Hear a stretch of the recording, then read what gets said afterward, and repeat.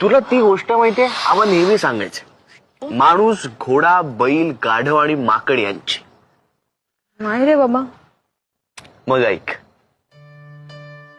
देवाने या पाचही प्राण्यांना 25-25 वर्ष आयुष्य दिला. सगळे प्राणी खुश होते, पण माणूस मात्र नाराज होता. त्याला 25 वर्ष कमी वाटत होती, पण देव तर काही करू शकत नव्हता. मग हे सगळे गोड प्राणी त्याला म्हणाले, ठीक आहे बाबा, आमच्या आयुष्यातली 10-10 वर्ष आम्ही तुला देतो. आणि त्यांनी दिली. मग काय, आपल्या आयुष्यातली पहिली 25 वर्ष माणूस हा माणूस म्हणून जगतो.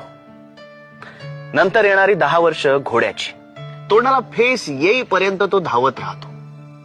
सगळं जग त्याला आपल्या टापांखाली तुडवायचं असतं. नंतरची 10 वर्ष बैलांची, म्हणजे 35